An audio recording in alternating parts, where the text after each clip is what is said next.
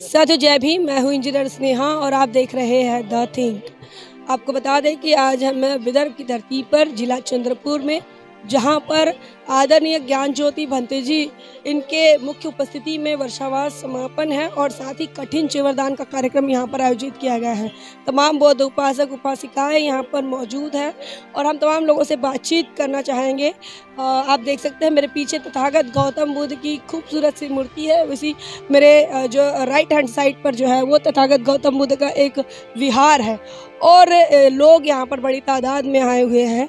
कहाँ से लोग आए हैं, क्यों आए हैं, तमाम चीज़ों को लेकर बातचीत करेंगे।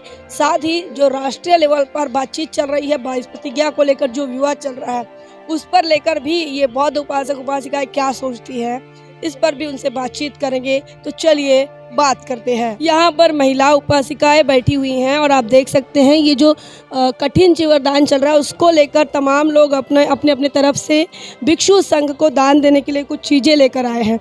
उनसे बातचीत करेंगे कि आखिर ये जो कठिन चिवरदान में उपासिकाओं का क्या महत्व है और ये जो दान कर रहे हैं इसको लेकर वे क्या सोचते हैं।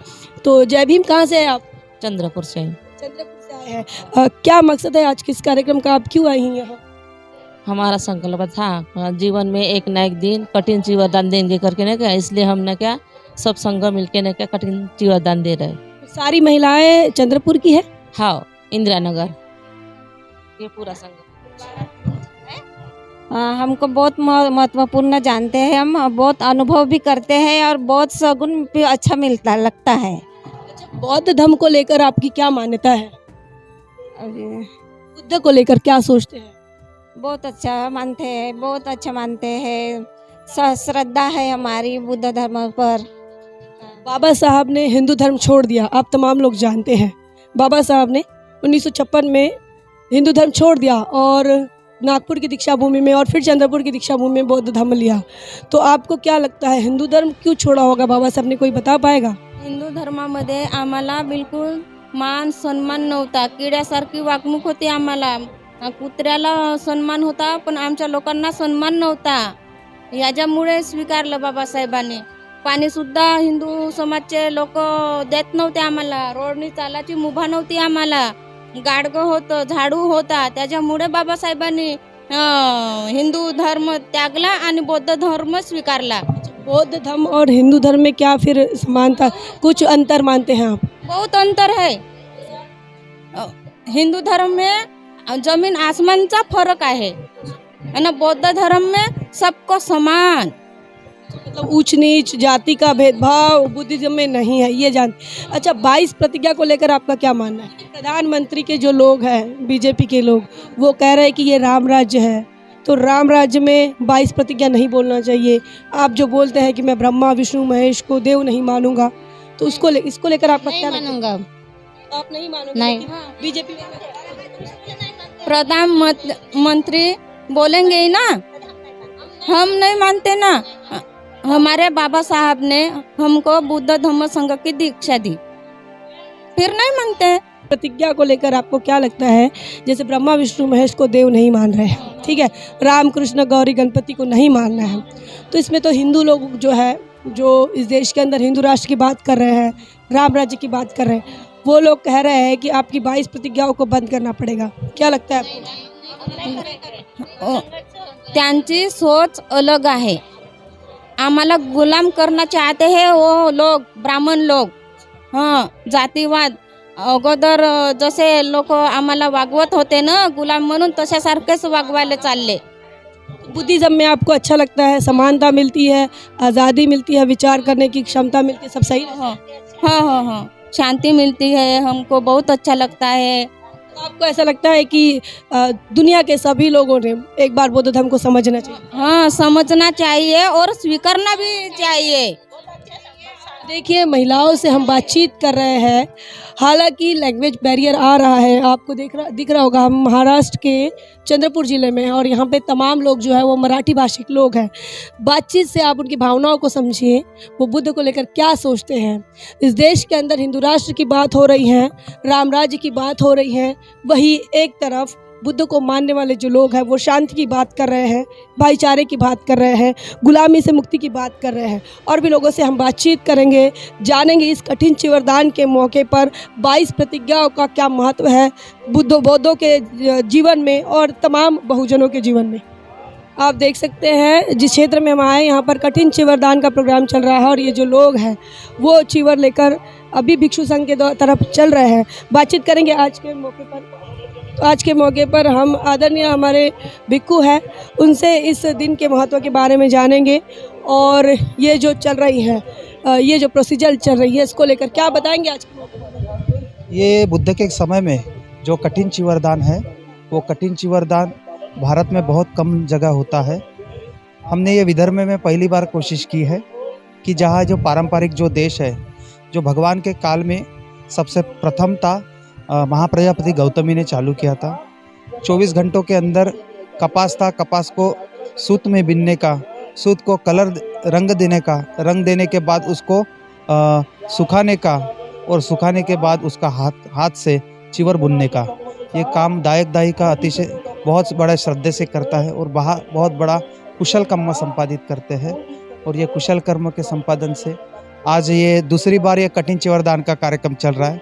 हम प्रयत्न कर रहे हैं कि हमारे विदर्भ में, हमारे महाराष्ट्र में एक बार फिर से धम्म की गंगा फिर से बह जाए, इसलिए हमारी कोशिश जारी है। ये बुद्धिज्म में कठिन चिवरदान का कितना महत्व है? कठिन चिवरदान भगवान कहते हैं कि साधारण चिवर आप कितने भी बार दान दो उतना कुशल कर्म नहीं होता जितना कठिन चिवरदान, क्योंकि उसका नाम ही कठिन है कि ये आसानी और सरल तरीके से नहीं है, बहुत दिक्कतों से है। और उपासक उपासिका दायिका उपोषण धारण करके ये चिवर सिलाते हैं। ये उपासक उपासिकाओं ने तैयार किया। ये उपासक उपासिका ने रात भर सबसे पहले इन्होंने 8 शील लिए, उसके बाद अनुमति मांगे कि भंते कि हम सभी को चिवर सिलाने की आप अनुमति देने का प्रयास कीजिए, हम दूसरी बार तीसरी बार अनुकंपा कीजिए। तो सभी उपासक उपासिकों को हमारे आदरणीय पूजनीय भंते ज्ञान ज्योति जी ने अनुमति दिए और सभी उपासक उपासिका ने दायिका ने रात भर जग के ये पूरा चिवर सिलाए। और भंते जी आज ये कृतज्ञता समारोह के मौके पर तमाम बौद्ध उपासक उपासिकाओं से क्या कहेंगे, कोई संदेश? हम तो यही कहेंगे कि भगवान बुद्ध का सद्धम्म और प्रज्ञा का पढ़ाई करने के लिए काफ़ी अनुभूति के आधार पर भगवान की अनुभूति है और वो अनुभूति के आधार पर धम्म का अभ्यास करना चाहिए। खाली लोग चर्चा में बहुत वक्त लगा देते हैं। भगवान बुद्ध का सद्धम्म अनुभूति के आधार पे है और प्रैक्टिकली के आधार पे है। लोग जैसे जैसे धर्म के कम्मठान का पढ़ाई करेंगे वैसे वैसे लोग आगे जाएंगे। बाबा साहब ने जब धर्मांतरण किया था तो 22 प्रतिज्ञा भी साथ में दी थी। आज 22 प्रतिज्ञा को लेकर बवाल चल रहा है, कह रहे कि 22 प्रतिज्ञाओं को जो है वो अब कालबाह्य हो चुकी है। क्या सोचते हैं आप इस पर? बाबा साहब ने जो 1956 से पहले जो सभी हिंदू के मानने वाले, हम भी एक ज़माने में हिंदू थे, वो हमको समान नागरिक का अधिकार नहीं देता, समतामूलक समाज की निर्मिति चाहते थे बाबा साहब, मगर वैसा भेदभाव था।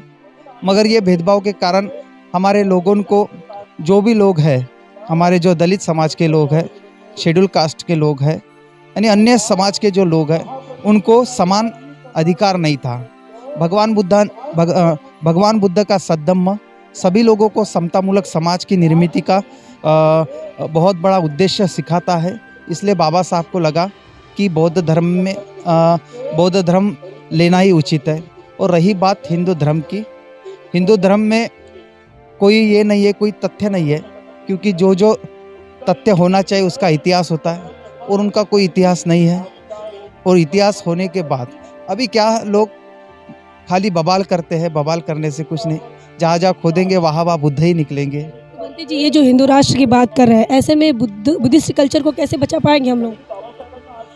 ये सबसे बड़ा अपना जवाबदारी का काम है कि हिंदू कल्चर को कैसा, जब तक के संविधान जिंदा है, संविधान को लोग मानते हैं, संविधान के अनुसार जब तक के लोग चलेंगे तब तक के भगवान बुद्ध का सद्धम्म टिका रहेगा। जिस दिन संविधान में थोड़ा सा भी मोल ततोल हुआ तो मान लो भगवान बुद्ध का सद्धम्म बहुत बड़े खतरे में है।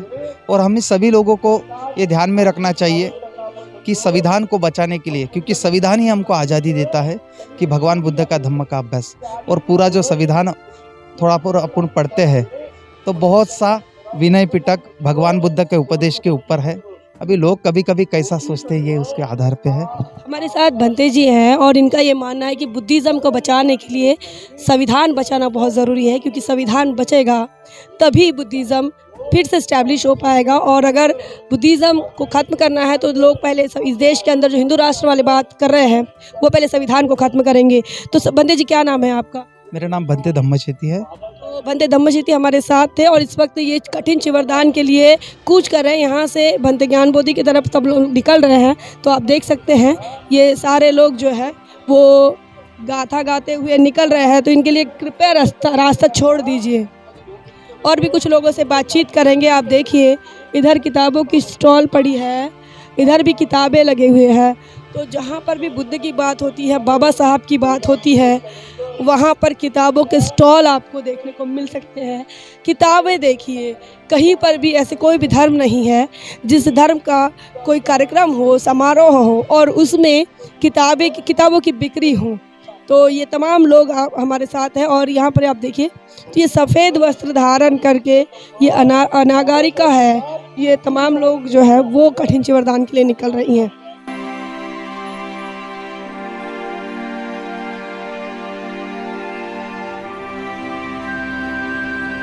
हमारे साथ एक भिक्षु है और उनसे आज हम बातचीत करेंगे। और आपको मैंने पहले ही कहा, जहाँ पर भी बाबा साहब का काम हो, बुद्ध का नाम हो, वहाँ पर किताबों की खरीदी बिक्री बहुत होती है। और भंते जी भी यहाँ पर किताबें खरीद रहे हैं।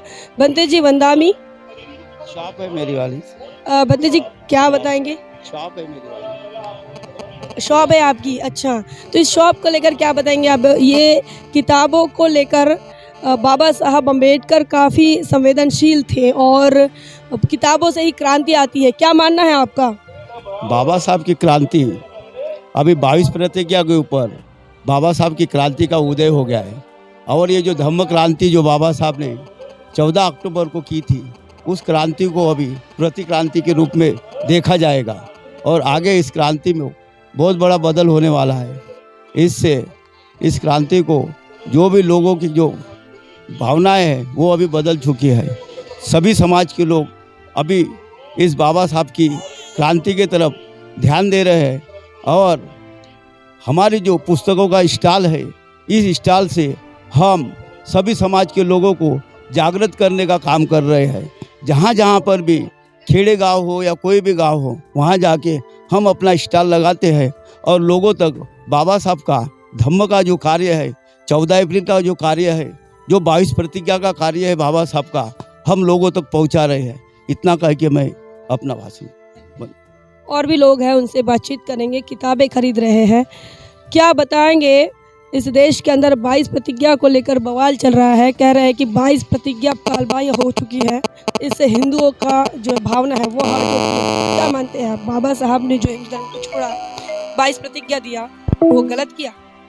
जी नहीं, बाबा साहब ने जब 22 प्रतिज्ञा दीक्षा भूमि पर ली थी तो वो टाइम में उन्होंने बताया था, उससे पहले भी बाबा साहब ने घोषणा की थी धर्मांतर की एवले में 1935 में कि जो ये हिंदू धर्म है वो मनुस्मृति पे चलने वाला धर्म है। उसमें किसी भी तरह की समानता नहीं है, उसमें भेदभाव है, उसमें स्त्री पुरुष भेदभाव है। तो वो धर्म मानव कल्याण का धर्म नहीं हो सकता। इसलिए उन्होंने तय किया था 1935 में कि मैं धर्मांतर करने वाला हूँ। और उन्होंने 1956 में पवित्र नागपुर के दीक्षा भूमि पर उन्होंने बौद्ध धर्म की दीक्षा अपने लाखों अनुयायी के साथ में ली है। लाखों लोग बुद्धिस्ट बन गए। लेकिन अभी जो है भारत के अंदर हिंदू राष्ट्र की बात हो रही है, राम राज्य चल रहा है। तो यहाँ पर जो बौद्ध बन गए थे, अब उनका कैसा होगा? क्या उनको वापस हिंदू बनना चाहिए? अभी हाल ही में जो सरकार है, जो केंद्र की सरकार है, वो मनुवादी सरकार है। और उनकी जो ध्येय धोरणे है वो मनुवादी व्यवस्था लाने की है। इसीलिए अभी जो लोग बौद्ध धर्म की ओर आ रहे हैं, बौद्ध धर्म का स्वीकार कर रहे हैं, उनको पता चल रहा है कि सही में मानव कल्याण कौन सा धर्म में है, तो उनको सही राह भी मिल रही है। इसलिए लाखों लोगों के साथ आज धर्मांतर हो रहा है। जैसे कि अभी दिल्ली में जो बवाल मचा रहे हैं कि राजेंद्र पाल गौतम जो वहाँ के सामाजिक न्याय मंत्री रहे हैं, तो उन्होंने जो 22 प्रतिज्ञा ली है, तो वो कोई ये नहीं हिंदू धर्म के खिलाफ बोलने वाली बात नहीं है। उन्होंने वो जिस धर्म से है तो उस धर्म का वो पालन कर रहे हैं, उसमें कोई मैं ब्रह्मा विष्णु महेश को नहीं मानूंगा, इससे हिंदुओं को क्या तकलीफ होगी? जैसे आप कह रहे हैं कि मैं नहीं मानूंगा, तो हिंदुओं को क्या दिक्कत हो सकती नहीं। जैसे कि संविधान ने मुझे अधिकार दिया है कि मुझे क्या करना चाहिए क्या नहीं करना चाहिए, वो भी जो संविधान में जो प्रावधान किया है, मूलभूत अधिकार दिए हैं, वो मूलभूत अधिकार के तहत मैं बोल सकता हूँ। और मैं धर्म की आज़ादी भी है, मैं कौन से धर्म का अनुकरण करूँ, कौन क्या पालन करूँ, वो मुझ पे डिपेंड रहता है। तो देखिए, यहाँ पर लोगों की समझ बन रही है। भारत का संविधान सबको अपने धर्म के लालन पालन करने की आज़ादी देता है, लेकिन हिंदू राष्ट्र वाले, हिंदू धर्म वाले, राम राज्य वाले जो लोग हैं, वो लोगों को मूर्ख बना रहे हैं। और इतना ही नहीं, जो काम कर रहे हैं मूवमेंट का, बहुजन मूवमेंट का, बुद्धिस्ट मूवमेंट का, उस मूवमेंट में रोड़े भी डाल रहे हैं। तो ये तमाम चीज़ें आज भी लागू हो रही हैं, लेकिन हमारे जो लोग हैं वो समझ रहे हैं। आप इसके बारे में क्या सोचते हैं? कमेंट सेक्शन में ज़रूर बताएं। बने रहे द थिंक पर। जय भीम, जय भारत। बहुजन विचारधारा को घर घर तक पहुंचाने के लिए हमारे YouTube चैनल को सब्सक्राइब करें, लाइक करें, कमेंट करें, शेयर करें और बेल आइकन की घंटी दबाना ना भूलें।